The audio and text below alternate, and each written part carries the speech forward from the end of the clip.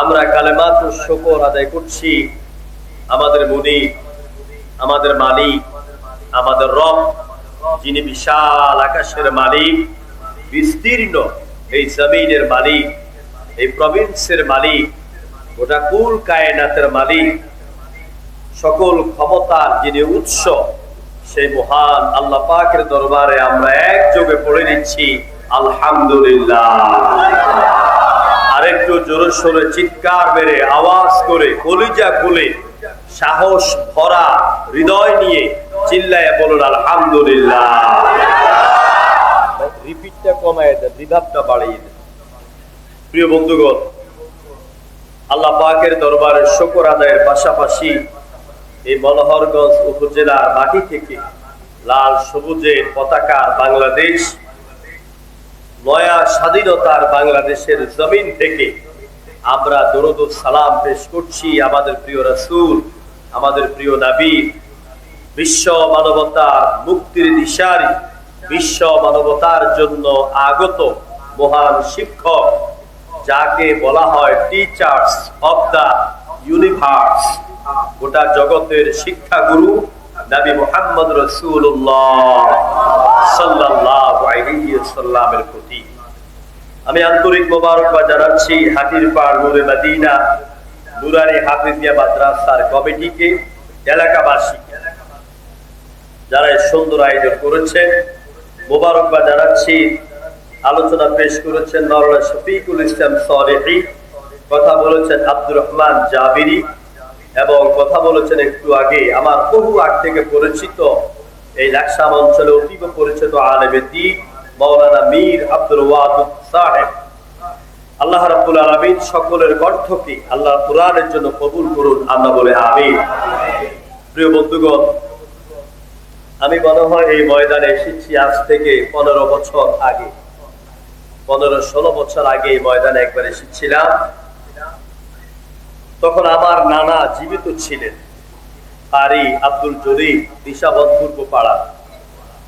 তো তিনি আমার এই আলোচনা বাড়ি থেকে শুনে শুনে তিনি কাঁদছিলেন আর দোয়া করছিলেন। আজকে আপনাদের কাছে আসতে পেরে আমি নিজেকে ধন্য মনে করছি যে আমি আপনাদের থেকে দোয়া নেওয়ার সুযোগ আল্লাহ আমাকে করে দিয়েছেন, আলহামদুলিল্লাহ। এই মনোহরগঞ্জ উপজেলা আমার উপজেলা, আমার গ্রাম বান্দুয়াই সহ এই উপজেলাতে আমাকে অনেক জায়গায় কোরআনের কথা বলতে দেয় না। এই যে আমার ভাই, কি নাম জানি আপনার, মাসুদুল আলম বাচ্চু, তিনি বললেন যে আমরা অনেকে আসতে পারি নাই, মাদ্রাসার খেদমত করতে পারি নাই। গতকাল 14 গ্রামে এক মাহফিল ছিল, তো সেখানেও এক চেয়ারম্যান বললেন, 3-3বারের চেয়ারম্যান বলছে 15 বছরে এই হাই স্কুলের জমিনে পা দিতে পারি নাই। সারা বাংলাদেশে অসংখ্য মানুষের হৃদয় কলিজা ক্ষত বিক্ষত, যাদের উপর অসহনীয় নির্যাতন, নিপীড়ন, অত্যাচার বিভিন্ন ভাবে করা হয়েছে। ঘরে থাকতে দেয় নাই, এলাকায় থাকতে দেয় নাই, বাড়িতে থাকতে দেয় নাই। জোরে করে ঠিক কিনা? যারা অসহায় মানুষের হৃদয়কে ক্ষত বিক্ষত করেছে, 5 আগস্টের মাধ্যমে আল্লাহ তাদের হৃদয়কে ক্ষত বিক্ষত করে দিয়েছে। আমরা সবাইকে ভালোবাসি, আমরা প্রতিশোধ চাই না, কিন্তু যেই প্রতিশোধ না নিলে আল্লাহ রাগ করবেন, সেই প্রতিশোধ দিতে হবে। যেমন বিশ্ব নবী মক্কা বিজয়ের সময় বললেন, আবু সুফিয়ান ইসলামের অনেক বড় দুশমন, কিন্তু আজকে আবু সুফিয়ানকে ক্ষমা করে দিয়েছে। আবু সুফিয়ানকে নয়, শুধু আবু সুফিয়ানের ঘরে যারা আশ্রয় নিবে তারাও ক্ষমা প্রাপ্ত। কিন্তু কয়েকজনের নাম ধরে ধরে বলেছে, উমুক তুমুক, এই সেই, যাকে পাও কল্লা ফেলে দাও। এই জন্য আমরা কলিজা ভরা ব্যথা নিয়ে আজকের এই আয়োজন করেছি, যে আল্লাহ তাআলা যে ভাইদের বোনদের রক্ত ঝরার বিনিময়ে আজকের এই ময়দানে কোরআনের মাহফিল করার এবং কথা বলার সুযোগ করে দিয়েছেন। আমরা দোয়া করি আল্লাহ পাক এই নয়া স্বাধীনতার জন্য যারা জীবন দিল, আল্লাহ তাদের কবরকে জান্নাতের বাগান বানাইয়া দাও। 1971 সালে যারা এই দেশের স্বাধীনতার জন্য জীবন দিয়েছে, আল্লাহ তাআলা দয়া করে তাদেরকে তুমি মাফ করে দাও। প্রিয় বন্ধুগণ, কোরআনের মাদ্রাসা নূরে মদিনা, নূরারে হাফিজিয়া, এই নামটির অনেক ব্যাখ্যা। এই নামের উপর ওয়াজ করতে গেলে 1 ঘন্টা লাগবে। নূরে মদিনা, মদিনা মানে শহর, নূর মানে আলোকিত, আলোকিত শহর। তো নূরে মদিনা কোথায়? এই জমিন থেকে 4500 মাইল দূরে নূরে মদিনা, যে মদিনার জমিনে মাটিতে আমার রাসূল ঘুমিয়ে আছেন। সুবহানাল্লাহ। নূরারে হাফিজিয়া মাদ্রাসা, এই যে কোরআন দেখতে পাচ্ছেন, এই কোরআনের নাম রয়েছে 56টা নাম। কয়টা নাম? কয়টা নাম? 56টা নাম। কোরআনের এক নাম কোরআন, এক নাম কিতাব, এক নাম নূর, এক নাম হুদা, এক নাম শিফা, এক নাম জিকির, এক নাম বাইয়িনাত, এক নাম বুরহান। এগুলি সব কোরআনের নাম। নূর হচ্ছে কোরআনের একটি নাম। এই নূরানি হাফিজিয়া মাদ্রাসা, অর্থাৎ যেখানে এই নূরকে, এই কিতাবকে ঠোঁটস্থ, কণ্ঠস্থ, মুখস্থ করা হয়, সেই মাদ্রাসার নামে হলো নূরানি হাফিজিয়া মাদ্রাসা। একটু আগে আমরা কয়জন? 5 জন ছেলের মাথায় পাগড়ি পরিয়ে দিয়েছি। আল্লাহু আকবার কইতেন না? আরো আস্তে করে আল্লাহু আকবার। কি কিতাব!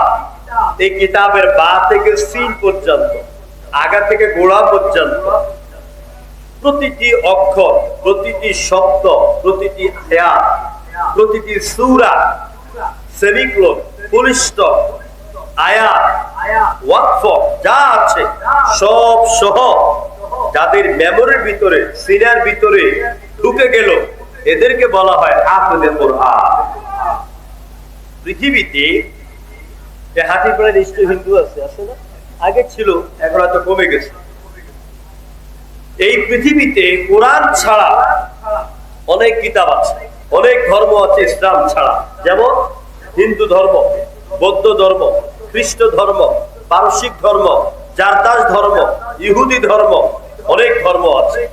তেমনি ভাবে অনেক কিতাব আছে, যেমন ত্রিপিটক, বেদ, বাইবেল, জিনাবেস্তা, উপনিষদ, মহাভারত, রামায়ণ, ভগবত গীতা, ঋগ্বেদ, অথর্বেদ, চতুর্বেদ, সামবেদ, এরকম অসংখ্য ভিন্ন ধর্মী কিতাব আছে।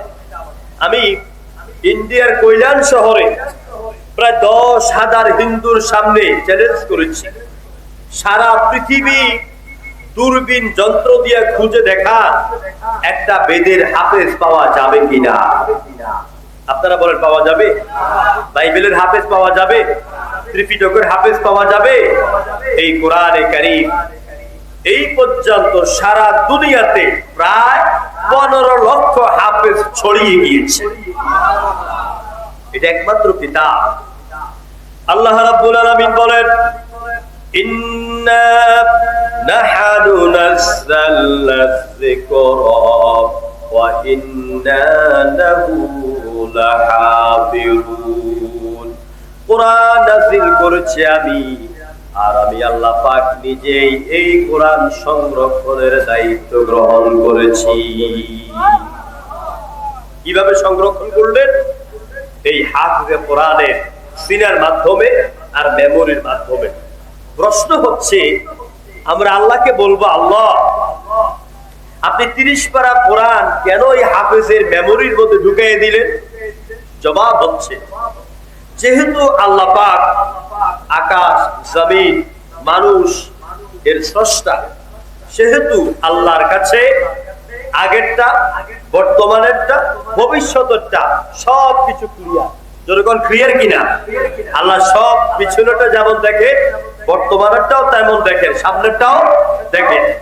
আল্লাহ পাক তিনি জানেন যে এই পৃথিবীতে কোরআনকে বিদায় করার জন্য, কোরআনের বিরোধিতা করার জন্য কোরআনের আলেমদের উপর অত্যাচার করার জন্য, কোরআনের মাহফিল বন্ধ করার জন্য ফেরাউনের গোষ্ঠী যুগে যুগে আবির্ভাব হবে।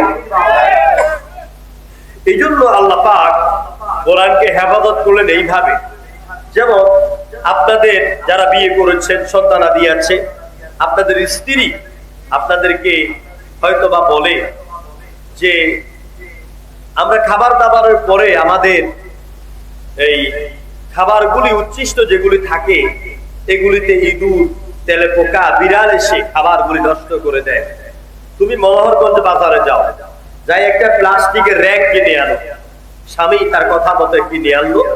আজকে খাওয়া দাওয়ার পরে গোস্তের পাতিল, ডালের পাতিল, ভাতের পাতিল, সবকিছুর পাতিল খাবারের পরে ঢুকাইয়া দরজা বন্ধ করে তালা মেরে দিয়েছে। এখন ইঁদুর, বিড়াল, তেলেপোকা এগুলি কিন্তু আজকে খাবার আর নষ্ট করার সুযোগ, কথা বলেন, আছে? নাই। অনুরূপ ভাবে আল্লাহ পাক 30 পারা কোরআনকে এই ছোট্ট ছোট্ট ঝিনুকগুলি, মুক্তুর দানা, এই ঝিনুকের ভিতর ঢুকাইয়া 30 পারা কোরআন তাদের সিনার ভিতরে, মেমোরির ভিতরে ঢুকাইয়া আল্লাহ পাক তার রহমতের দরজা বন্ধ করে দিয়ে তার কুদরতি তালা মেরে দিয়েছেন, যাতে করে আমেরিকার তেলাপোকা, রাশিয়ার ইঁদুর আর ভারতের বিড়াল ঐক্যবদ্ধ হইয়া জমিন থেকে আল্লাহর কোরআনকে বিদায় করতে না পারে। ছেলে বলেন ঠিক কিনা? কোরআন ছিল, কোরআন আছে, কোরআন থাকবে ইলা ইয়াউমিল কিয়ামা, কিয়ামত পর্যন্ত। বিগত 15.5 বছরে কোরআনের দাড়িদেরকে ধরে ধরে মামলা দিয়েছে, কারাগারে ঢুকেছে, হত্যা করেছে, ফাঁসি দিয়েছে। কোরআনের তাফসীর জগতের সম্রাট আল্লামা সাঈদীকে কারাগারে বন্দী রেখেছে। মনে করেছে যে কোরআনের তাফসীর মাহফিল বাংলাদেশে বন্ধ হয়ে যাবে। 15 বছর পরে আমরা কি দেখতে পাচ্ছি? কোরআনের মাহফিল বন্ধ হয়েছে না আরো বৃদ্ধি পেয়েছে? আরো বৃদ্ধি পেয়েছে। সুতরাং এর থেকে প্রমাণিত হয় ওরা যতই চায় ইসলামের আলোকে নিভাইয়া দিতে কখনো সম্ভব হবে না।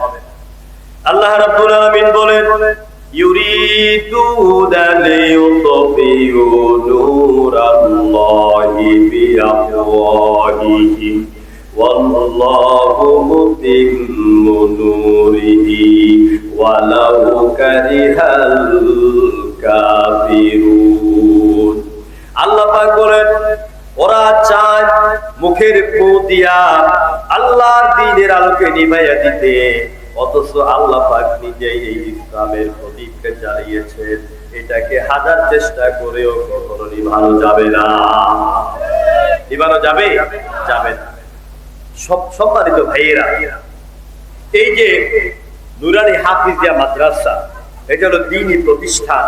এখানে দ্বীন শিক্ষা দেওয়া হয়, ইসলাম শিক্ষা দেওয়া হয়। জনগণ ঠিক কিনা?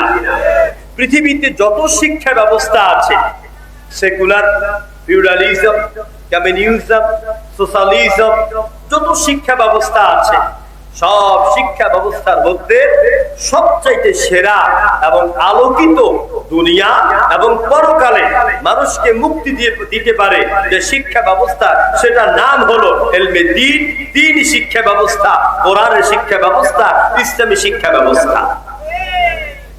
আল্লাহ তাআলা এই কোরআন যখন তিনি নাযিল করেন, এট ফার্স্ট তিনি তার হাবিবের উপরে, তার বন্ধুর উপরে, তার নবীর উপরে যেই জিনিসটা তিনি অবতীর্ণ করলেন, কোরআন বলে দিল, ইকরা বিসমি রাব্বিকাল্লাযী খালাক, read in the name of your lord who has স্পিকেন।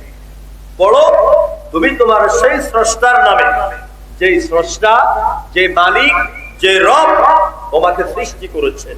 আমাদেরকে কে বানিয়েছেন? সবাই জোরে সোরে বল, কে বানিয়েছেন? আল্লাহ তাআলা বানিয়েছেন। তাহলে পৃথিবীতে আপনাকে আপনি আলোকিত করার জন্য, আপনাকে আপনি প্রতিষ্ঠিত করার জন্য যত জ্ঞান অর্জন করবেন, সব জ্ঞানের মধ্যে শ্রেষ্ঠ জ্ঞান হচ্ছে কোরআনের জ্ঞান। জোরে বল ঠিক কিনা? আল্লাহ রাব্বুল আলামিন কোরআনে কারীমের মধ্যে বলেন, আপনি যত শিক্ষা গ্রহণ করেন না কেন, যত শিক্ষা ব্যবস্থা আপনি গ্রহণ করেন না কেন, যত শিক্ষা শিক্ষিত হন না কেন, যদি আপনার সব শিক্ষা ব্যবস্থার ভিতরে কোরআনের শিক্ষা না থাকে, তাহলে আপনি হবেন জাহিল, মূর্খ।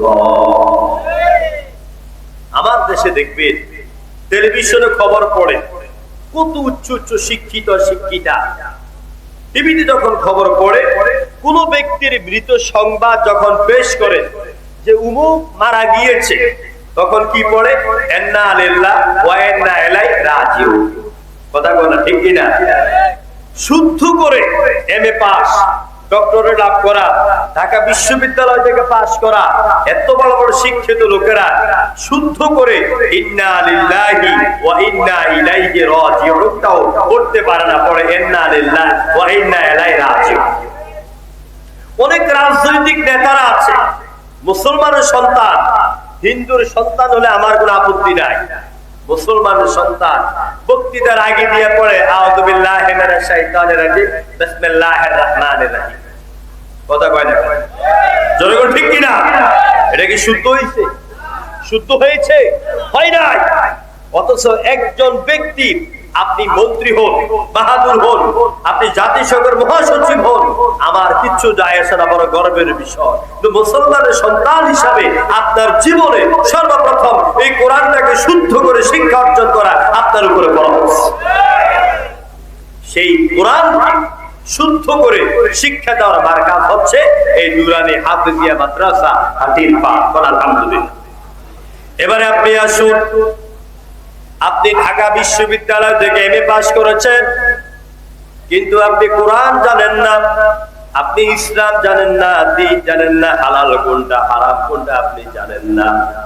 আল্লাহ রাব্বুল আলামিন কোরআনে কারীমের মধ্যে আপনার ব্যাপারে কি বলছে দেখেন, সূরা জুমার 9 নম্বর আয়াতের মধ্যে, قُلْ هَلْ يَسْتَوِي الَّذِينَ يَعْلَمُونَ وَالَّذِينَ لَا يَعْلَمُونَ। ও নবী আপনি বলুন, যারা জানে আর যারা জানে না তারা কোনোদিন এক সমান হতে পারে না। ঠিক কিনা বলে? যারা জানে আর যারা জানে না। আর আপনি তো সব বুঝেন, আপনি দুনিয়ার সব বুঝেন।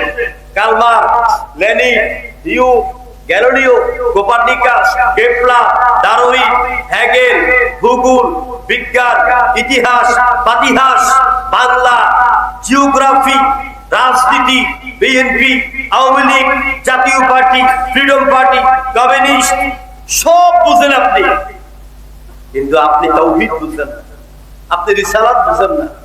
আপনার মরার পরে কবরে আপনাকে যখন 3 বান দিয়ে শোয়াই আসবে, ফেরেশতা এসে যখন আপনাকে জিজ্ঞেস করবে মান রাব্বুকা, তোমার রব কে? আপনি বলবেন হাইহাতা হাইহাতা লা আদ্রি, আমি তো জানি না।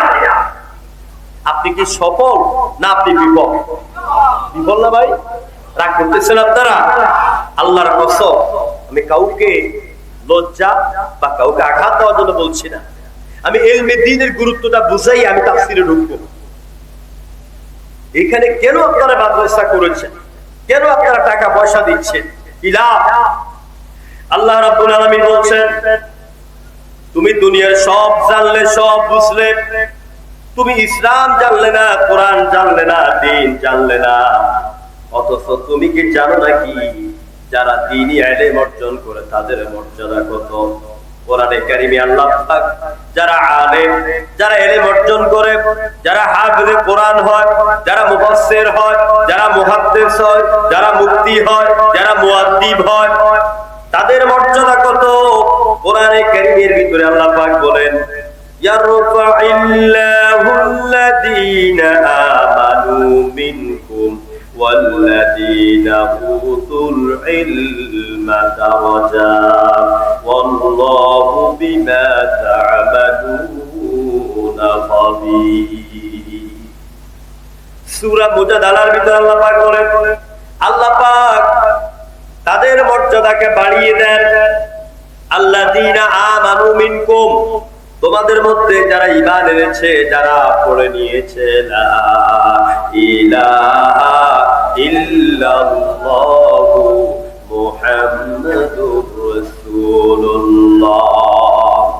এই ঈমানদারদের মর্যাদা আল্লাহ বাড়াইয়া দেন।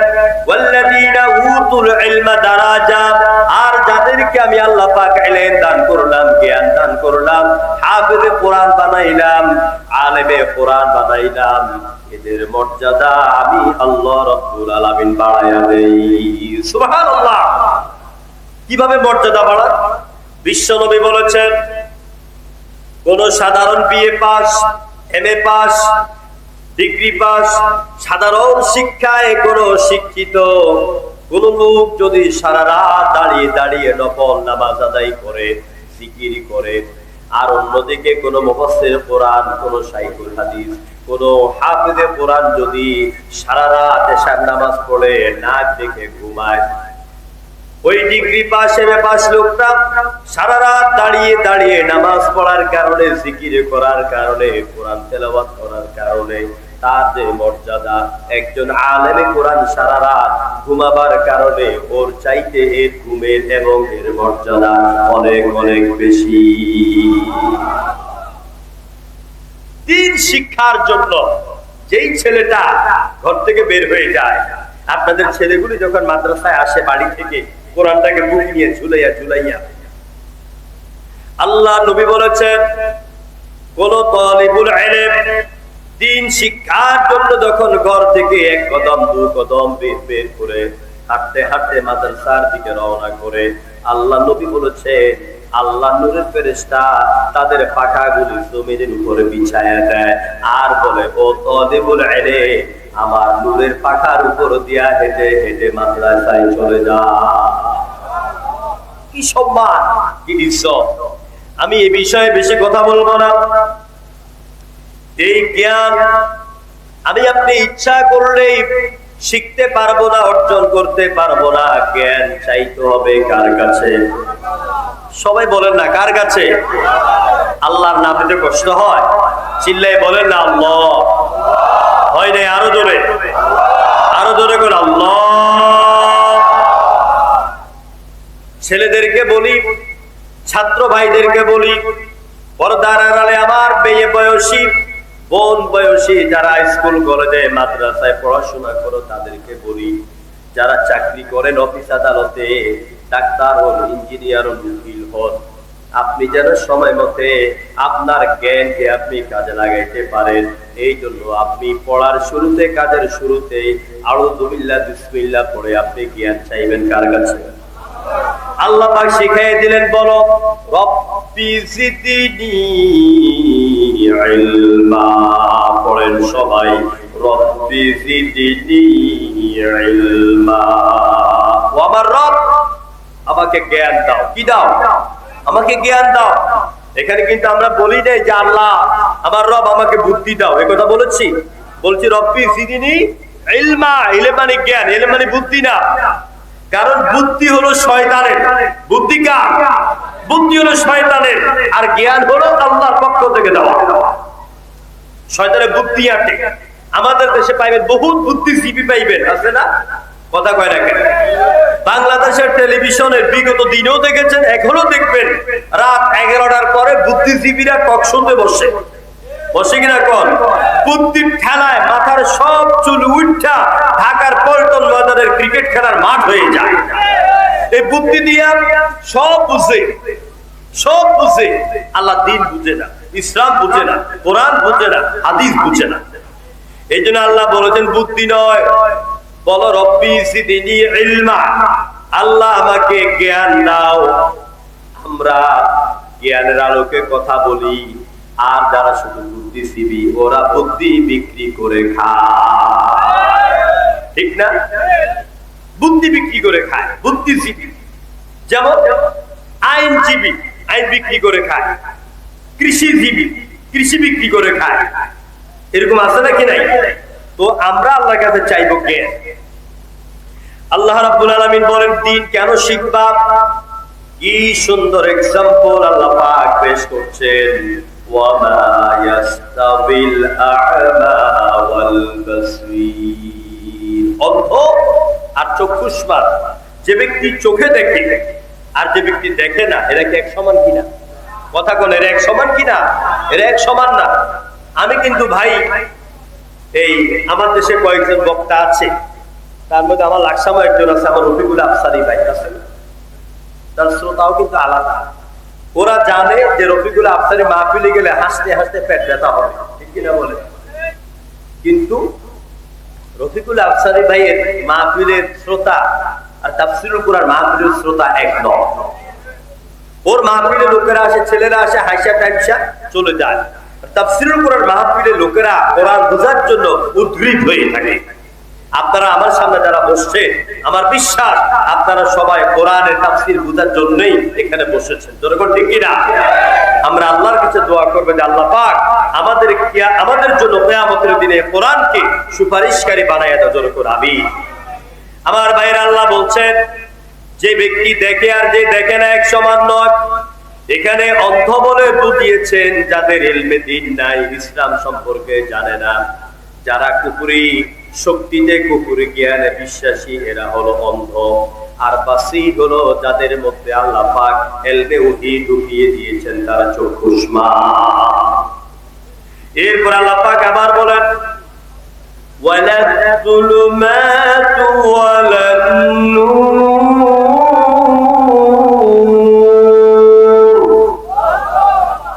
আল্লাহ পাক বলছেন অন্ধকার আর আলো কখনো এক হতে পারে না। ওয়ালা যিল্লু ওয়ালাল হারুর, ঠান্ডা আর গরম কখনো এক হতে পারে না।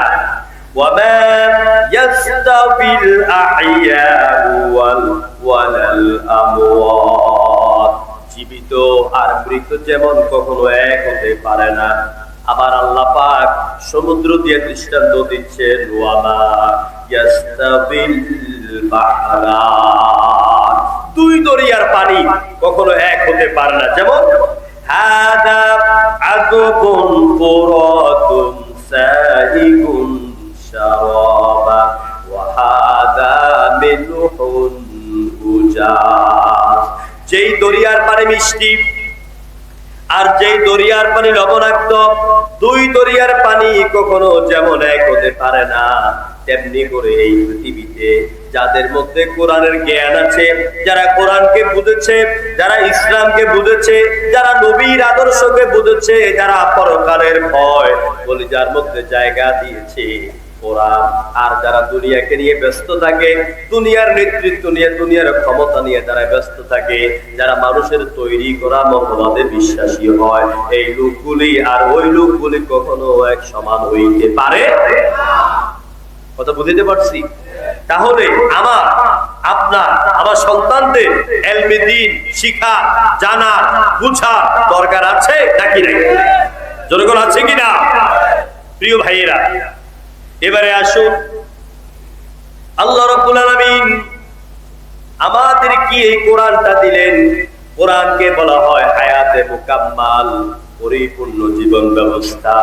এই কোরআনের ভিতরে আমার আপনার জন্য যা দরকার, ব্যক্তি জীবন থেকে শুরু করে রাষ্ট্রীয় জীবন, জন্ম থেকে মৃত্যু পর্যন্ত যা দরকার, আমার আল্লাহ পাক কোরআনে সব কথা খুলে খুলে বয়ান করে দিয়েছে। আসুন, আমি এখন আপনাদের সামনে মহাগ্রন্থ আল কোরআনে কারীম থেকে যে সূরা থেকে আলোচনা করব, ওই সূরা নামের উপর থেকে এক পর্যায়ে আপনাকে আমি কোরআন বোঝাবার চেষ্টা করব। দেখুন, আল্লাহ বলছেন, সবাই আমার সাথে পড়েন। আপনাদের মনে কষ্ট হচ্ছে নাকি? কষ্ট হচ্ছে? খারাপ লাগতেছে? সবাই জোরে সোরে একটু জিকির করেন, লা ইলাহা ইল্লাল্লাহ, লা ইলাহা, চা খাবেন নাকি? লা ইলাহা, জোরে লা ইলাহা ইল্লাল্লাহ, জোরে লা ইলাহা, জোরে লা ইলাহা।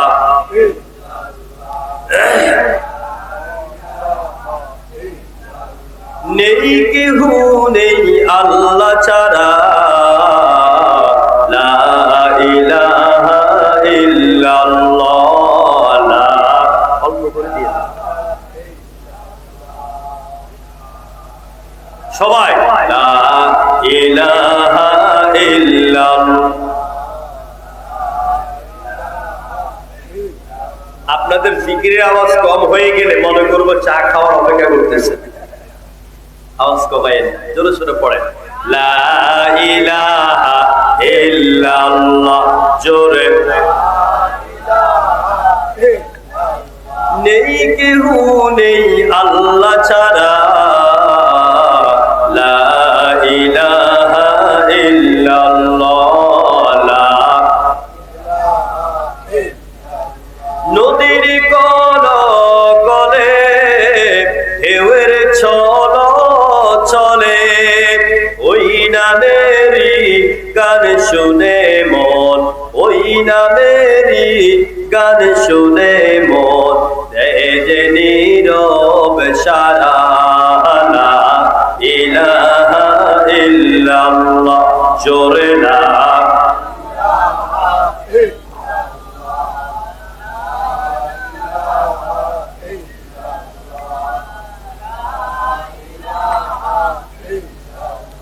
আকাশে নীলে নীলে মুখর ছিলে ছিলে, আল্লাহু আকবার। আকাশে নীলে নীলে মুখর ছিলে ছিলে, ওই নামেরই ঝরনা ধারা, ওই নামেরই ঝরনা ধারা আকুল ব্যাকুল করা, লা ইলাহা ইল্লাল্লাহ, লা ইলাহা ইল্লাল্লাহ মুহাম্মাদুর রাসূলুল্লাহ, জোরে পড়েন সাল্লাল্লাহু। আসুন আমরা বিতাড়িত মরদুদ শয়তান থেকে আরো একবার আল্লাহর কাছে আশ্রয় কামনা করি। আমার সাথে সবাই পড়ে আউযু বিল্লাহি মিনাশ শাইতানির রাজীম, বিসমিল্লাহির রাহমানির রাহিম। اليوم أكملت لكم دينكم وأتممت عليكم نعمتي ورضيت لكم الإسلام دينا। آمنت بالله صدق الله العظيم। সূরা আল মাইদা মহাগ্রন্থ আল কোরআনে কারীমের মধ্যে রয়েছে 114টি সূরা। কয়টা সূরা ভাই? 114টি সূরা। আয়াত সংখ্যা হচ্ছে 6666টি, কম বেশ। আমি আপনাদের সামনে তেলাওয়াত করেছি এই কোরআনের 5 নাম্বার সূরা, সূরা আল মাইদা। এই সূরাটি নাযিল হয়েছে মদিনা আল মুনাওয়ারা। আপনারা জানেন কোরআনে রয়েছে 2 রকম সূরা। কয় রকম সূরা? 2 রকম। একটি হচ্ছে মাদানী আর কি হচ্ছে মাক্কি। মাক্কি সূরা কাকে বলে? নবীর নবুয়ত হওয়া শুরু থেকে, নবুয়ত পাওয়া শুরু থেকে হিজরতের আগ পর্যন্ত সময়কার সূরাগুলিকে বলা হয় মাক্কি সূরা। আর হিজরতের পর থেকে ইন্তেকাল পর্যন্ত যে সূরা, যে আয়াত নাযিল হয়েছে এগুলিকে বলা হয় মাদানী সূরা। তো এই সূরাটি হচ্ছে মাদানী সূরা। এই সূরার মধ্যে রয়েছে 112টি আয়াত, 112টি আয়াত এবং রুকু রয়েছে 16টি। এই সূরার মধ্যে যে আয়াতগুলি প্রায় নবুয়তে, রিসালাতের একদম শেষ দিকের আয়াত। আমি আপনাদের খেদমতে 3 নাম্বার আয়াতে যে অংশটুকু তেলাওয়াত করেছি, সূরা আল মাইদা 3 নাম্বার আয়াতের যে অংশটুকু তেলাওয়াত করেছি, সে অংশের অর্থ হচ্ছে এই: আল-ইয়াওমা আকমালতু লাকুম দীনাকুম। আল-ইয়াওম, আজকের দিন। আজকের দিনে আমি তোমাদের জন্য পরিপূর্ণ করে দিলাম তোমাদের জন্য তোমাদের দিনকে। জোরে করে আলহামদুলিল্লাহ। কে বলতেছেন? অর্থের দিকে খেয়াল করবেন খুব ভালো করে। আজকের এই দিনে আমি তোমাদের জন্য তোমাদের দিন এটাকে আমি পরিপূর্ণ করে দিলাম। ওয়া আতমামতু আলাইকুম নি'মাতি, আর আমার অবদান আমার নিয়ামতকে পূর্ণতা দান করলাম। ওয়ারাদিতু লাকুমুল ইসলাম দীনা, আর আমি আল্লাহ পাক নিদারুণভাবে খুশি হয়েছি তোমাদের জন্য ইসলামকে দিন হিসাবে দিতে পেরে। জোরে করে আল্লাহু আকবার, আর জোরে করে আল্লাহু আকবার। এখানে আল্লাহ বলছেন আল ইয়াউম, এই আলিফ লাম দ্বারা আল্লাহ, এটাকে আলিফ লাম মুআররাফ বিল্লাহ, এটা দ্বারা আল্লাহ পাক সুনির্দিষ্ট যে দিনটি কি বুঝিয়েছেন সেই দিনটি হচ্ছে ইয়াউমুল আরাফা। কোন দিন? ইয়াউমুল আরাফা। এটা কখন? এটা জিলহজ মাসের 1 তারিখ থেকে 10 তারিখের ভিতরে নবম দিনে, এটা হচ্ছে ইয়াউমুল আরাফা। আল্লাহ নবী লক্ষাধিক প্রায় 1.5 লক্ষ সাহাবায়ে কেরামকে নিয়ে জীবনের শেষ এবং একবারই হজ করতে এলেন। আরাফাতের ময়দানে আমার আল্লাহ রাব্বুল আলামিন আমার নবীর উপরে এই আয়াতটা নাযিল করেন। যখন নবীজি আরাফাতের ময়দানে যে জাবালে রহমত আছে, যারা মক্কায় গিয়েছেন, এখানে কে কে আছেন? মক্কায় গেছেন? মক্কায় গিয়েছেন হজ করার জন্য কে কে আছে? উমরা করছেন? তাও তো গেছেন, 2 জন গেছেন, আলহামদুলিল্লাহ। ওই যে আরো 2-3 জন, 4 জনের হাত পাইছে, আলহামদুলিল্লাহ। আল্লাহ যেন এই এলাকার মানুষকে বেশি বেশি করে মক্কা যাওয়ার তৌফিকটা জোর করে আমিন। আল্লাহ যেন রাসূলের রওজার পাশে দাঁড়াইয়া সালাম দেওয়ার তৌফিক দেয়। উমরাতে যখন গিয়েছেন তখন আপনাদেরকে মক্কার জিয়ারায় নিয়েছে আরাফাতের ময়দানে। সেই জাবালে রহমতের উপরে দেখবেন সাদা একটা পিলার আছে, সাদা পিলার। এই পিলারটা হচ্ছে ঐতিহাসিক পিলার। এখানে আল্লাহ নবী দাঁড়িয়ে বক্তৃতা দিয়েছিলেন। এখানে হযরত আদম আল্লাহর দরবারে হাত তুলে দোয়া করেছিলেন, দোয়া কবুল হয়েছে। সব নবীরা এই জায়গার মধ্যে দাঁড়িয়ে বক্তৃতা পেশ করেছেন। বিশ্ব নবী আরাফাতের ময়দানে সেদিন যখন তিনি এখানে দাঁড়ালেন, আল্লাহ রাব্বুল আলামিন নবীর কাছে এই আয়াতটা নাযিল করে দিলেন। তাফসীরের ভিতরে এসেছে এই আয়াত যখন নবীর উপর নাযিল হয়ে যায়, নবী যে উটের উপরে বসা ছিলেন ওহির ভারে ওই উটটা কুজু হয়ে আস্তে আস্তে জমিনের মধ্যে লুটিয়ে পড়ে যায়। আমার ভাইয়েরা, আল্লাহ পাক বলছেন আল ইয়াউমা আকমালতু লাকুম দীনাকুম। আল্লাহ পাক বলেন আজকের এই দিনে আমি তোমাদের জন্য আমার দ্বীনকে পরিপূর্ণ করলাম। কিতাবের ভিতরে এসেছে এই আয়াত নাযিল হওয়ার পরে মাত্র আর 81 দিন আল্লাহ নবী দুনিয়ার মধ্যে বেঁচে ছিলেন। এই আয়াত নাযিল হওয়ার 81 দিন পরে আল্লাহ নবী জমিন থেকে বিদায় হয়ে যায়। আল্লাহ পাক বলছেন দ্বীনকে পরিপূর্ণ করলাম, আর দ্বীনের নাম দিলাম ইসলাম। দ্বীনের নাম কি? আর ধরে বল না ভাই, আমাদের ধর্মের নাম কি? আমাদের দ্বীনের নাম কি? ইসলাম। এই ইসলাম নাম কে রেখেছেন? মুহাম্মদ সাল্লাল্লাহু আলাইহি ওয়াসাল্লাম নাকি? না, কে রেখেছেন? আল্লাহ রাব্বুল আলামিন বলেন আমি পৃথিবীতে একটা সেরা ধর্ম, সর্বশ্রেষ্ঠ ধর্ম দিলাম। এই দ্বীনের নাম, এই জীবন ব্যবস্থার নাম হলো ইসলাম। ইন্নাদ-দীনা ইনদাল্লাহিল ইসলাম। আল্লাহর নিকট একমাত্র মনোনীত জীবন ব্যবস্থার নাম হলো ইসলাম। আলহামদুলিল্লাহ। ইসলাম ছাড়া পৃথিবীতে যত জীবন ব্যবস্থা আছে, যত ধর্ম আছে, কোন ধর্ম নট অ্যাকসেপ্টেবল টু আল্লাহ। আল্লাহর নিকট কোন ধর্ম গ্রহণযোগ্য নয়। আল্লাহর কাছে গ্রহণযোগ্য দ্বীনের নাম কি? ইসলাম। দেখুন আল্লাহ বলছেন وَمَن يَبْتَغِ غَيْرَ الْإِسْلَامِ دِينًا فَلَن يُقْبَلَ مِنْهُ। ইসলাম ছাড়া যত ধর্ম, যত জীবন ব্যবস্থা আছে কোনটাই আমার আল্লাহর কাছে গ্রহণযোগ্য নয়। আমার ভাইয়েরা, আমি আপনাদের সামনে আজকে ইসলাম নিয়ে, দ্বীন নিয়ে আমি কথা বলবো। তবে শোনার জন্য আপনাদের ধৈর্য লাগবে। পুঁটি মাছের মতন যদি দুই একটা উঠা বসা করেন তাহলে তো খারাপ দেখা যায়।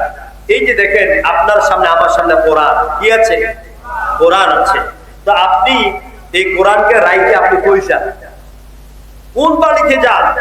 যে বাড়ির মায়ায় চলে যান, যে দোকানের মায়ায় চলে যান, যে মোবাইল টিপার আড্ডায় চলে যান, যে বউয়ের মায়ায় চলে যান। আপনি চোখ বন্ধ করে দেখেন, আপনার বাপ, আপনার দাদা, আপনার নানা, আপনার দাদি, আপনার এলাকার মুরব্বীরা আপনার মতন এরকম অনেকে ছিল, মাহফিল থেকে উঠে যেত, আজকে তারা দুনিয়াতে নাই। জনগণ ঠিক কিনা? তা আল্লাহ বলছেন ফাআইনা তাযহাবুন, আমার কোরআনটারে রাইখা তুমি কই যাও? কোরআনের কথা শুনতে গেলে, ইসলামের কথা শুনতে গেলে যাতে ভালোটা শুনতে না পারে, ইবলিস শয়তান আপনার মধ্যে আইসা, কলমের মধ্যে আইসা কেবল গুতা মারবে, বাড়ি চল। এটা তো হাসায় না, এটা তো ভাইরাল বক্তা না, এরকম আপনার ভিতরে কুপ্ররোচনা দিবে।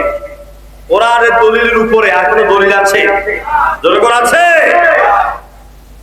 এই জন্য কোরআনের দলিল দিয়ে বলবো, গুরুত্বপূর্ণ বিষয় বর্তমান সমাজের জন্য, বাংলাদেশের জন্য, আপনার জন্য অত্যন্ত গুরুত্বপূর্ণ বক্তব্য, আপনাকে শুনতে হবে। আমার ভাইয়েরা, আল্লাহ রাব্বুল আলামিন তিনি বলছেন, বান্দারে আমি তোমাদের জন্য আমার দ্বীনকে আমি পরিপূর্ণ করে দিলাম। তার মানে Islam is the complete code of life. ইসলাম হচ্ছে একটি পরিপূর্ণ জীবন ব্যবস্থা। এটা এমন দ্বীনের নাম। ইসলাম বলেন তো, ইসলাম কি? ইসলাম কি দ্বীন না ধর্ম? জোরে বলেন। এটা ভালো করে বুঝেন। এই ধারণাটা আমাদের দেশের লোকদের কাছে পরিষ্কার নয়। আমরা বলি ইসলাম ধর্ম। না, কোরআনও ধর্মীয় কিতাব নয়, ইসলামও আমার ধর্ম নয়। ধর্ম হচ্ছে হিন্দু ধর্ম, বৌদ্ধ ধর্ম, পারসিক ধর্ম, জারদাস ধর্ম, ধর্মীয় কিতাব ত্রিপিটক, বেদ, বাইবেল। কোরআন ধর্মীয় কিতাব নয়, কোরআন হচ্ছে জীবন বিধান। কোরআন কি? জীবন বিধান। আর ধর্মীয় কিতাব এক কথা নয়। এই কোরআন এটি পরিপূর্ণ কিতাব। যেমন আমি যে সূরা থেকে, সূরা আল মায়েদা, বলেন তো সবাই কোন সূরা? সূরা আল মায়েদা ৩ নম্বর আয়াত। এই মায়েদা অর্থ কি জানেন আপনারা? এই মায়েদা অর্থ হচ্ছে খাবার টেবিল। মায়েদা অর্থ কি? খাবার টেবিল। আপনারা বলবেন আশ্চর্য বিষয়, এত বড় কোরআন, এটার সূরার নাম কি খাবার টেবিল? মায়েদা মানে খাবার টেবিল। এই কোরআন খুব ভালো করে বুঝেন। কোরআনের মধ্যে এই পিপলার নামে সূরা আছে, সূরা আন-নামল আছে না ভাই? আবার পিপলা থেকে শুরু করে হাতির নামেও সূরা আছে, নাম হলো সূরাতুল ফিল। এই কোরআনের মধ্যে ঝগড়া, এই যে আপনারা বাজারে ঘাটে রাজনৈতিক মঞ্চ লইয়া যদি আমাকে নেতৃত্ব না দাও, প্রধান মেহমান না বানাও, কোরআনের মাহফিল করতে দেব না, বাংলাদেশে এরকম বর্তমানে চিত্র আপনারা দেখতেছেন নাকি দেখতেছেন না? আপনার মতন ব্যক্তিকে কোরআনের মাহফিলে প্রধান মেহমান না বানাবার কারণে আপনি যদি হট্টগোল লাগাইয়া দেন কর্মী বাহিনী দিয়া, কোরআনের মাহফিল বন্ধ হয়ে যায়। কোরআন হাতে দিয়ে কসম করে বলে যায়, যে নেতৃত্ব আপনি চাচ্ছেন, আল্লাহ আপনাকে ওই নেতৃত্ব দিবে না, দিবে না, দিবে না। কারণ আপনি কোরআনের সাথে বেয়াদবি করছেন। নেতৃত্ব দেওয়ার মালিককে, সম্মান দেওয়ার মালিককে, ইজ্জত দেওয়ার মালিককে, বেইজ্জত করার মালিককে, দিনের দেখটা বাজে হেলিকপ্টার দিয়ে পালাইয়া যাওয়ার ক্ষমতা দেওয়ার মালিককে। সুতরাং অহংকার করবেন না, তাকাব্বুরি করবেন না। আপনি মানুষের হৃদয়ে যদি ঢুকতে পারে, লোকেরা আপনাকে টেনে চেয়ারে বসায় দিবে। আর যদি আপনি জুলুমবাজ হন, আপনি অত্যাচারী হন, আপনি সন্ত্রাসী হন, আপনি বিশৃঙ্খলাকারী হন, চাঁদাবাজ হন, আপনি যতই দলবল নিয়ে প্রধান মেহমান হতে চান, আল্লাহ আপনাকে কবুল করবে না, করবে না, করবে না।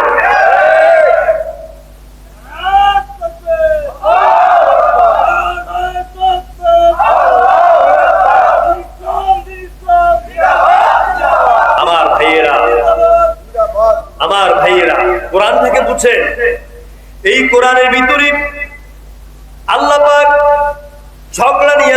দিলেন সূরার নাম হলো মুজাদালা। কি নাম? মুজাদালা। এই যে দেখবেন ঢাকা পল্টনে মাঝে মাঝে সমাবেশ হয়, আবার মহা সমাবেশ হয় না? এই মহা সমাবেশ নামে কোরআনের সূরা আছে। নাম কি? সূরাতুল হাসর। নাম কি? সূরাতুল হাসর। এই কোরআনের ভিতরে গরুর নামে সূরা আছে, সূরা বাকারা। এই কোরআনের ভিতরে আমার আপনার নামে, গোটা মানুষের নামে একটা সূরা আছে। সূরার নাম কি? সূরাতুন নাস। জোরে বলেন কি নাম? সূরাতুন নাস। এই কোরআনের ভিতরে আমার মা বোনদের নামে একটা সূরা আছে, নাম হলো সূরাতুন নিসা। আল্লাহু আকবার। তার মানে কি বুঝলেন? মানুষের জীবনে যা দরকার সব কিছু কোরআনে আছে নাকি নাই? সব কোরআনে আছে।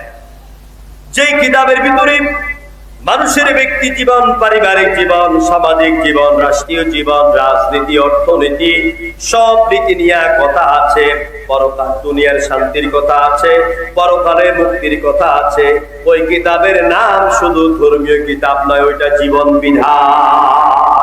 আমাদের জীবন বিধানের নাম কি? আল কোরআন। সবাই বলতে হবে জীবন বিধানের নাম কি? আল কোরআন। আমার ভাইয়েরা, আমি ত্রিপিটক পড়ি, আমি বেদ পড়ি, আমি বাইবেল পড়ি। কোন কিতাবের ভিতরেই মানুষের অর্থনীতি, সমাজনীতি, রাজনীতি, যুদ্ধনীতি, কৃষি নীতি, পররাষ্ট্রনীতি নিয়ে কথা নাই।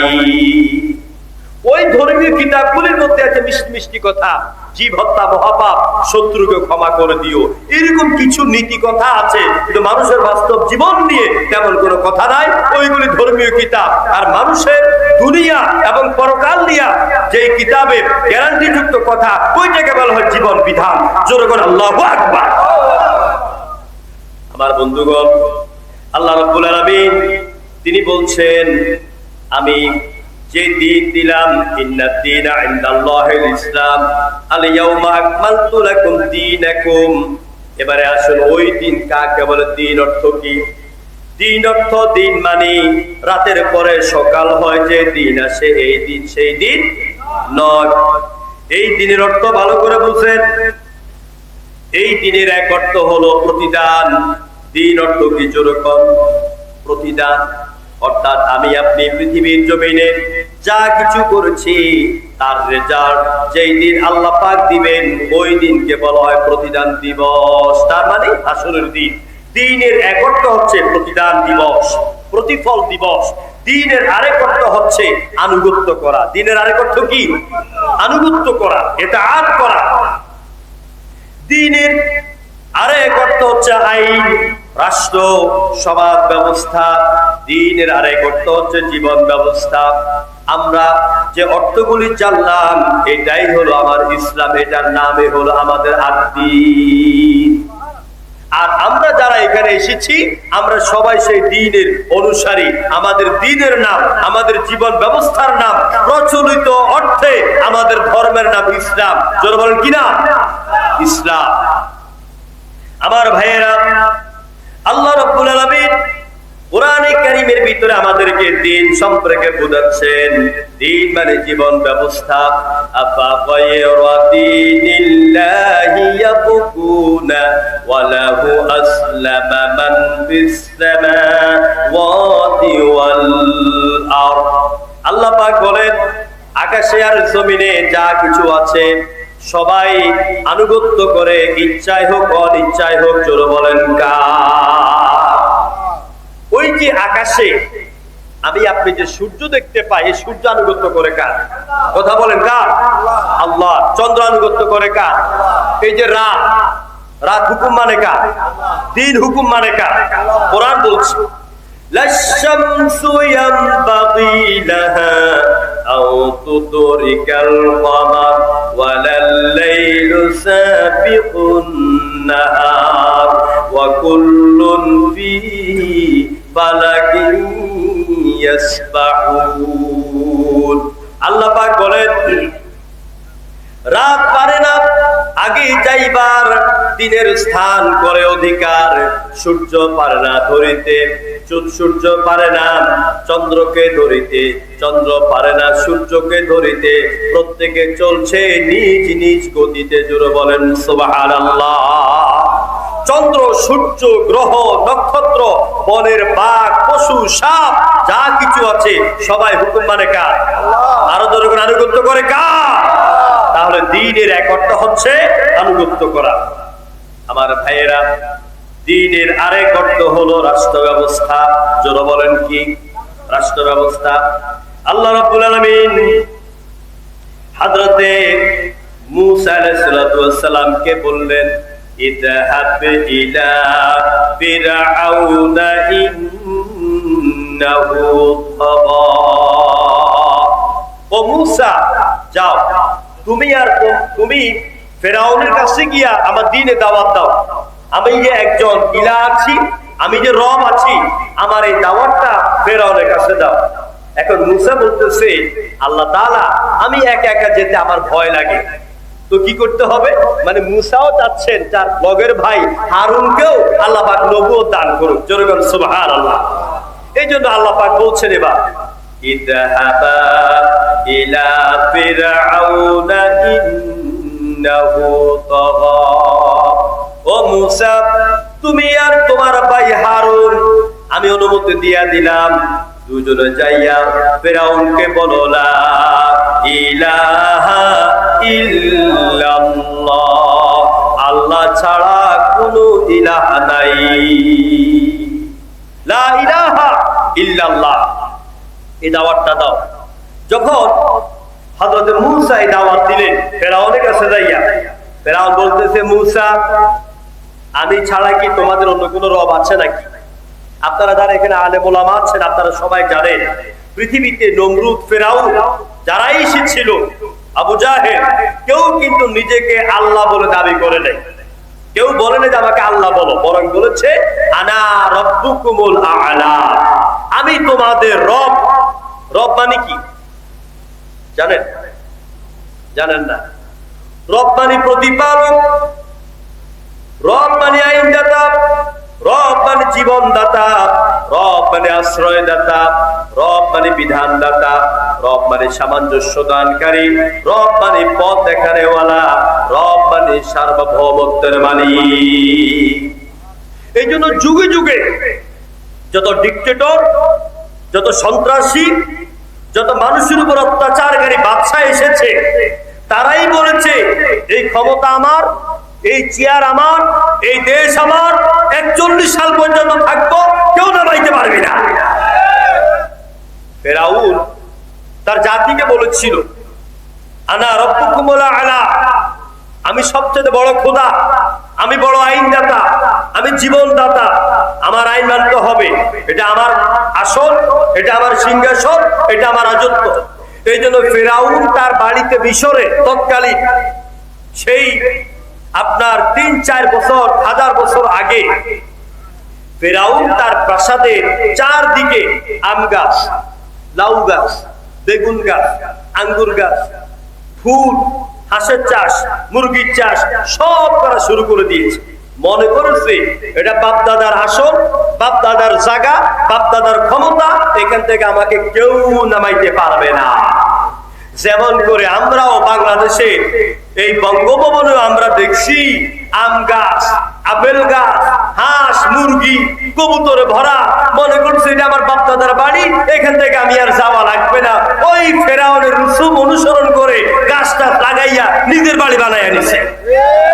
কথা কয় না, ঠিক কিনা বলে? আমার ভাইরা, ফেরাউনের চরিত্র ছিল এইটা। তো এখন ফিরআউনের দরবারে যখন মূসা যায় বলছে লা ইলাহা ইল্লাল্লাহ, আল্লাহ ছাড়া ইলাহ নাই, দেখুন ফিরআউন কি করলো। আল্লাহ রাব্বুল আলামিন কোরআনে কারীমের ভিতরে বলেন, ফালাম্মা জাআহুম বিল হাক্কি মিন ইনদিনা, যখন আমার নবী মূসা এবং হারুন আমার পক্ষ থেকে হকের দাওয়াত নিয়ে ফেরাউনের কাছে গেল। হক কোনটা? হক হচ্ছে তাওহীদ। হক কোনটা? হক হচ্ছে তাওহীদ, হক হচ্ছে রিসালাত, হক হচ্ছে আখিরাত, হক হচ্ছে কিয়ামত, হক হচ্ছে নবুয়ত, হক হচ্ছে কোরআন, হক হচ্ছে ইসলাম, হক হচ্ছে আমার দ্বীন। এই হকের দাওয়াত দিয়া যখন মূসা আর ফিরআউন দুইজনে গেল ফেরাউনের কাছে মুসা এবং হারুন দুজনে ফেরাউনের কাছে যখন হকের দাওয়াত নিয়ে গেল, তখন ফেরাউনে আইন রচনা করলো, সাথে সাথে আইন রচনা করেছে। আমরাও বিগত দিনে দেখেছি, নিজের ইচ্ছা মতে ট্রাইব্যুনাল বানাইছে, নিজের ইচ্ছা মতে আইন তৈরি করেছে, নিজের ইচ্ছা মতে নিজের হাতে বাবার খুনিকে নিজের হাতে জবে করেছে। ফেরাউন নিজে যে কোনো সময় আইন তৈরি করতে পারে। দেখেন কি আইন তৈরি করেছে।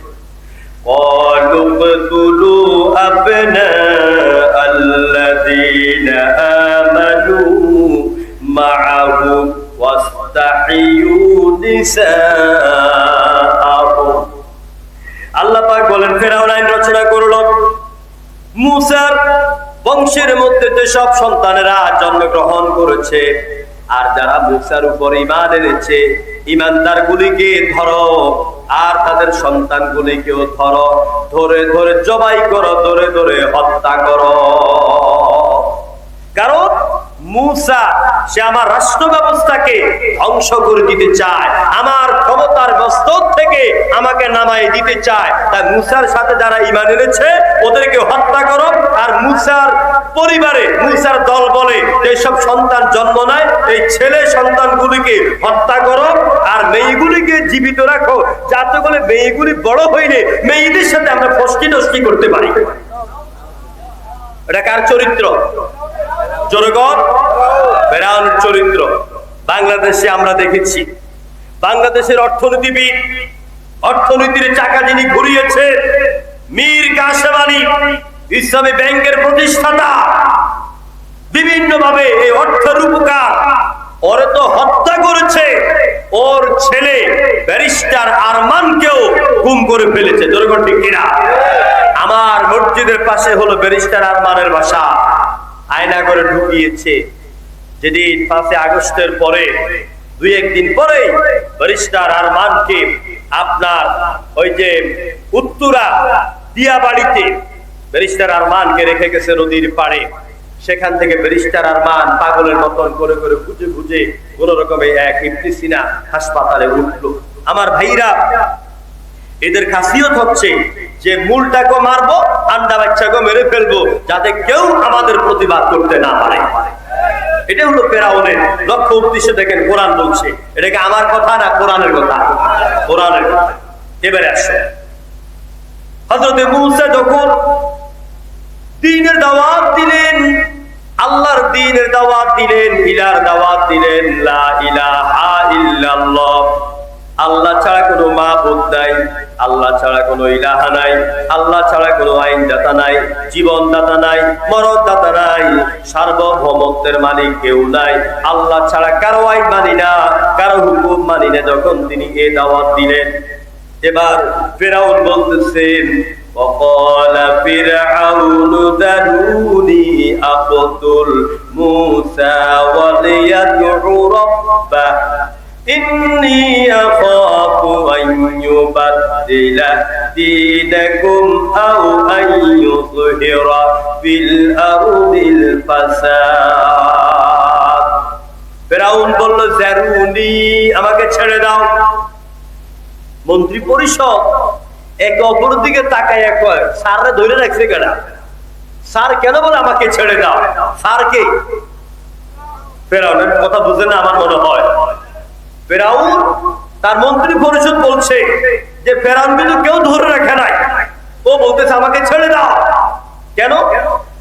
আকুতুল মুসা ওয়ালিয়াদউ রাব্বা, যদি মুসা আমাকে বাদ দিয়া অন্য কোন রবের কথা বলে, অন্য কোন আইনদাতার কথা বলে, অন্য কোন জীবনদাতার কথা বলে, আমি মুসাকে ধরবো আর মুসাকে হত্যা করব। এই আয়াত থেকে শিক্ষা নেন, ফেরাউনের গোষ্ঠীর একটাই কথা, জেলে ঢুকাও আর ফাঁসি দাও, হত্যা করো। জনগণ ঠিক কিনা? এটা হচ্ছে ফেরাউনের গোষ্ঠীর চরিত্র। এরা সবসময় জেলের ভয় দেখায়, এরা ফাঁসি দেওয়ার ভয় দেখায়, এরা মামলার ভয় দেখায়। এই কথা কোরআন বলছে, আমি না। আমার ভাইরা, লোকেরা বলে, ও আমাদের রাষ্ট্রপতি, হে আমাদের খোদা, ফেরাউনকে বলতেছে, ও আমাদের খোদা, জোরে করে নাউযুবিল্লাহ, কেন আপনি মূসাকে হত্যা করতে চান? মূসা যদি তার রবকে ডাকে, আমি ছাড়া মূসার নাকি আরেক রব আছে, অথচ আনা রব্বুকুমুল আ'লা, আমি তো বড় রব, বড় খোদা। এবার মূসা আলাইহিস সালাতু ওয়াস সালাম তাকে বলছে, মূসা তুমি যে রবের দাওয়াত দাও, তোমার রবের, তোমার আল্লাহর আইন যদি এই জমিনে প্রতিষ্ঠিত হয়ে যায়, তাহলে আমাদের শয়তানি চলবে না। যেরকম ঠিক কিনা? আমাদের বদমাশি চলবে না, আমাদের চাঁদাবাজি চলবে না, আমাদের নারী ধর্ষণ চলবে না, আমাদের ক্যাসিনোর ব্যবসা চলবে না, আমাদের জোর জুলুম করা, অত্যাচার করা, জমি দখল করা, রাস্তা দখল করা, অফিস দখল করা, বাজার দখল করা চলবে না। কারণ আখাফু আইয়ুবাদদিলা দীনাকুম, নিশ্চয় আমরা ভয় করি তোমরা রাষ্ট্রীয় ব্যবস্থা পরিবর্তন করে দিবে। আর কি করবে? আও আইয়ুযহিরা ফিল আরদিল ফাসাদ, জমিনের মধ্যে ঝগড়া বিবাদ লাগাই দিবে। এই জন্য এই ইলার দাওয়াত, দ্বীনের দাওয়াত যখন মূসা নিয়ে গেল, মূসার বিরুদ্ধে অ্যাকশন শুরু হয়ে গেল। আমার ভাইয়েরা, যতই দ্বীনের বিরুদ্ধে, যতই ইসলামের বিরুদ্ধে যারাই জোর করেছে, জুলুম করেছে, কোরআন আমাদেরকে বলে দিচ্ছে, এই পৃথিবীতে ইসলামের বিরুদ্ধে যতই আক্রমণ করা হোক না কেন, শেষ অবধি ইসলামের বিজয় হয়েছে এবং কিয়ামত পর্যন্ত ইসলামের বিজয় হবে।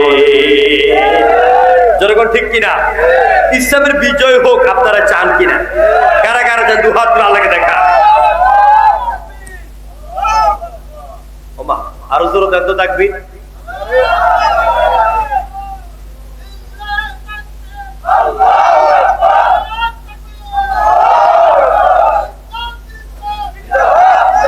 মনোহরগঞ্জের মানুষ এই এত বছর তাকবীর দিতে ভয় পাইছি আমরা। যেরকম ঠিক কিনা? আমি সিলেট উসমানীনগর এক মাহফিলে গেলাম, লোক ছিল 50,000-এর মতো। তো পাশে দিয়ে সভাপতি সাহেব আমাকে একটা স্লিপ দিলেন, দিয়ে বলতেছেন, হুজুর নারায়ে তাকবীর আল্লাহু আকবার মিছিল দেওয়া যাবে না। তা আমি কাগজটা দেখে বললাম, এটা কে দিয়েছেন? সভাপতি লেখা আছে। সভাপতিকে বলে যে আমি বললাম, আপনার তো সুন্দর টুপি আছে, দাড়ি আছে, কপালে দাগ দেখা যায়, হাতে তসবিহ আছে কিনা? পকেটে আছে, তসবিহ আছে। তা আপনি তাকবীর দিতে নিষেধ করছেন কারে খুশি করার জন্য? শয়তানকে। আপনি তাকবীর দিতে নিষেধ করছেন কেন? যে ব্যক্তি জমিনে তাকবীর দিতে নিষেধ করে, ও তো মুমিন নয়, ও তো মুসলমান নয়, ও তো মুনাফিক। জনগণ ঠিক কিনা? তাকবীর দেওয়া ফরজ। আজকে ভালো করে জেনে নেন, তাকবীর দেওয়া কি? আরো জোরে বলতে হবে, ফাকাব্বিরুহু তাকবীরা। কোরআনের আয়াত, আল্লাহ বলছেন জমিন আমার, তাকবীর হবে কার নামে? কার নামে? আপনার বাবার নামে, আপনার নেতার নামে তাকবীর দিলে দোষ হয় না। আল্লাহর নামে যদি তাকবীর দিলে দোষ হয়, বুঝতে হবে আপনি মুমিন নামের মুনাফিক। প্রিয় বন্ধুগণ, সুতরাং এই তাকবীর দিতে ভয় করা যাবে না। তাকবীর দিতে ভয় করবেন? একটা জোরে সোরে তাকবীর দেন, আমি বলছি আপনারা আমার সাথে বলেন, নারায়ে তাকবীর। দুই হাত উঁচা করে বলতে হবে, নারায়ে তাকবীর। আল কোরআনের আলোম, আল হাদিসের আলোম, সারা বাংলায় জালোম, স্কুল কলেজে জালো, সংসদে জালো, সারা বাংলায় জালো, সব সমস্যার সমাধান আমার নেতা, তোমার নেতা। নারায়ে তাকবীর। আলহামদুলিল্লাহ। এই মিছিল আমাদের চলবে, এই তাকবীর আমাদের চলবে। আমাদের তাকবীরকে কেউ থামাতে পারবে না। চিল্লা বলো ঠিক কিনা? আমার বন্ধুগণ, দেখুন এই তাকবীরের ধ্বনি আর ইসলাম, আল্লাহর দ্বীন বিজয় হয়েছে কিভাবে দেখুন। ইব্রাহিমের সাথে আর নমরুদের সাথে একটা ঝগড়া লাগলো। ইব্রাহিম আল্লাহর নবী, নমরুদ হচ্ছে একটা কাফের, সারা দুনিয়াকে যিনি নিজেকে রব বলে দাবি করেছেন। কোরআনে কারীম বলছে, ইদ ক্বালা ইব্রাহিম রাব্বিয়াল্লাযী ইউহয়ী ওয়া ইউমীত। হযরত ইব্রাহিম নমরুদের কাছে যখন গিয়া রবের দাওয়াত দিলেন, দ্বীনের দাওয়াত দিলেন, ইসলামের দাওয়াত দিলেন, এবার নমরুদ বলে, ইব্রাহিম আমি তো রব। কয় না তুমি রব না। কয় তাহলে তুমি কোন রবের দাওয়াত দাও? কয় আমি তোমাকে সেই রবের দাওয়াত দিচ্ছি যিনি জীবন দান করেন আর যিনি মৃত্যু দান করেন। নমরুদ বলছে, বেটা ইব্রাহিম আমি তো জীবন দিতে পারি, আমি তো মৃত্যু দিতে পারি। ক্বালা আনা উহয়ী ওয়া উমীত, আমি জীবন দিতে পারি, আমি মৃত্যু দিতে পারি। ইব্রাহিম বলছে, তাই নাকি? কয় হ্যাঁ। কয় তাহলে তোমার এই মন্ত্রী পরিষদ সভাসদ যারা আছে সবার সামনে জীবন আর মৃত্যু দিয়া আমার একটু দেখাও তো দেখি। চ্যালেঞ্জ ছুড়ে দিলেন ইব্রাহিম। নমরুদ বললেন, কারাগারের জেলারকে বললেন, জেলার দুইজন কয়েদিকে ডেকে আনো। আমি তাফসিরে ইবনে কাসির থেকে আর আল বেদায়া ওয়ান নিহায়া থেকে কথা বলছি। দুইজন কারাবন্দীকে ডেকে আনো, দুইজনকে ধরে আনো। আনার পর নমরুদ বলছে, একজনকে হত্যা করো, গলা ফেলে দাও, আর একজনকে একেবারে মুক্ত করে ছেড়ে দাও। একজনকে হত্যা করলো, আর একজনকে ছেড়ে দিল। এবার নমরুদ বলতেছে, দেখছুন ইব্রাহিম কেমনে জীবন দিলাম, কেমনে মৃত্যু দিলাম। ইব্রাহিম আলাইহিস সালাম যেন নাকের মধ্যে রুমাল দিয়ে হাসে। পাগলে কয়, পাগলও আমার গাছে ধরে। আপনারা কোন তো এটা কি জীবন আর মৃত্যু দেওয়া হয়েছে? হয় নাই। তো ইব্রাহিম বললেন, ঠিক আছে মেনে নিলাম যে তুমি জীবন দিছো, মৃত্যু দিছো। আচ্ছা নমরুদ, তুমি কি আরেকটা কাম করতে পারবা? যেহেতু তুমি জীবন আর মৃত্যু দিতে পেরেছো, আরেকটা কাম করো। সেটা কি?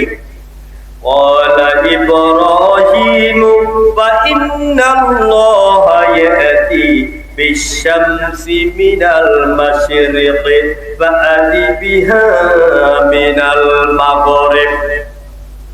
ও নমরুদ, আমি তোমাকে যেই রবের উপর ঈমান আনার জন্য আর রবের দেওয়া জীবন ব্যবস্থা ইসলামকে মেনে নেওয়ার জন্য তোমাকে দাওয়াত দিচ্ছি, আমার ওই রব, আমার ওই আল্লাহ দুনিয়া সৃষ্টির শুরু থেকে এই পর্যন্ত প্রতিদিন পূর্ব দিগন্তে সূর্য উঠান আর পশ্চিম দিগন্তে অদৃশ্য হয়ে যায়।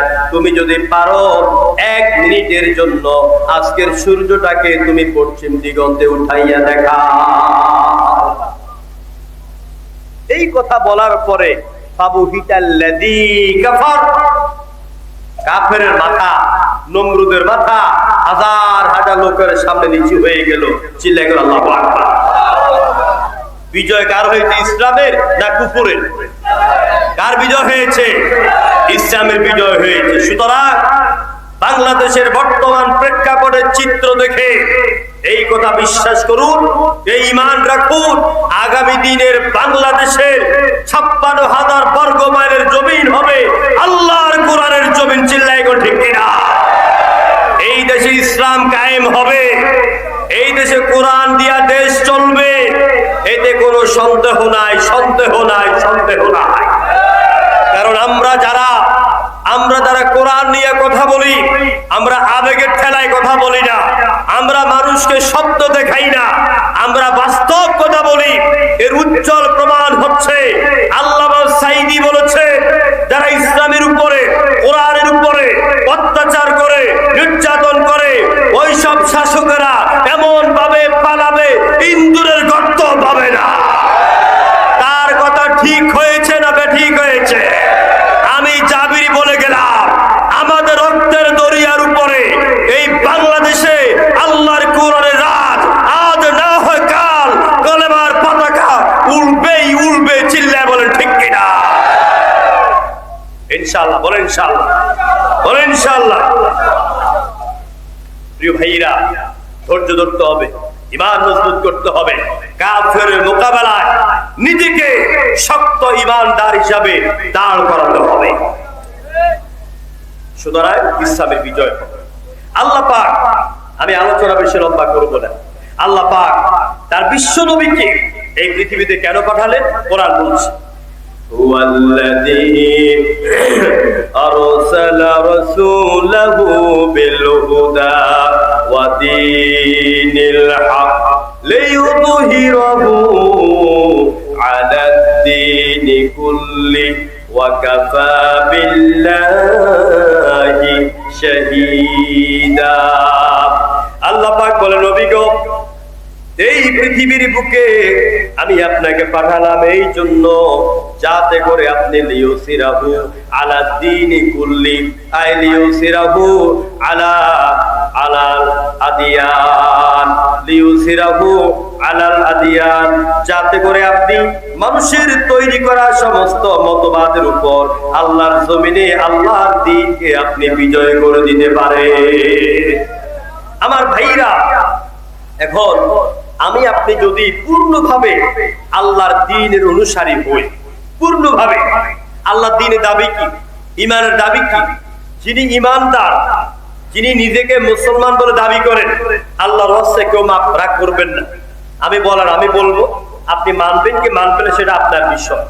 ঈমানের দাবি হচ্ছে একজন লোক যখন বলে লা ইলাহা ইল্লাল্লাহ, আল্লাহ ছাড়া আইনদাতা নাই, আল্লাহ ছাড়া জীবনদাতা নাই, আল্লাহ ছাড়া মরণদাতা নাই, আল্লাহ ছাড়া আইনদাতা কেউ নাই, আল্লাহ ছাড়া সার্বভৌমত্বের মালিক কেউ নাই, আল্লাহর হুকুম ছাড়া কারো হুকুম মানি না, আল্লাহর দেওয়া বিধান ছাড়া কারো বিধান মানি না, আল্লাহর দেওয়া অর্থনীতি ছাড়া, আল্লাহর দেওয়া ব্যাংকিং খাত ছাড়া, আল্লাহর দেওয়া রাজনীতি ছাড়া আর কারো রাজনীতি করি না, মানি না, মানবো না।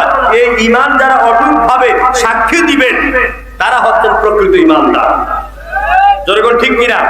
কিন্তু আপনি একদিকে আল্লাহকে রুকু করছেন, আল্লাহকে একদিকে সেজদা করছেন, আপনি একদিকে হজ করছেন, আপনি একদিকে যাকাত দিচ্ছেন, আরেকদিকে আপনি ন্যাশনালিজম, ফিউডালিজম, কমিউনিজম, সেকুলারিজম এইসব মানব রচিত মতবাদে বিশ্বাস করেন। আপনার ঈমান নাই, আপনার ঈমান নাই, আপনার ঈমান নাই। কোন ঈমানদার মানুষের তৈরি করা মতবাদ দিয়া তার জীবন, তার রাষ্ট্র, তার অর্থনীতি, তার রাজনীতি চালাবার হুকুম, চালাবার এখতিয়ার আল্লাহ ঈমানদারকে দেন নাই। এটা নাম হচ্ছে দ্বীন, এটা নাম হচ্ছে ইসলাম।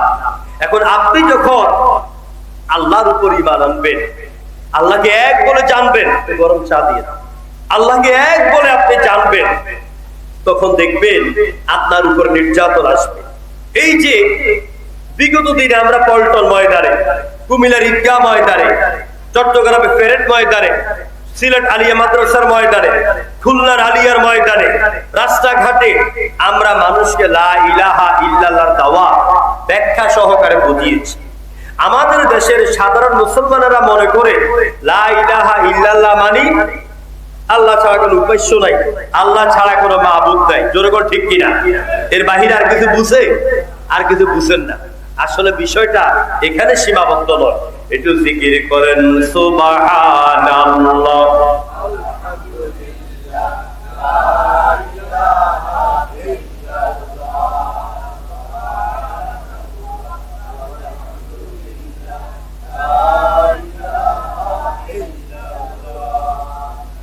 লা ইলাহা ইল্লাল্লাহ মুহাম্মাদুর রাসূলুল্লাহ।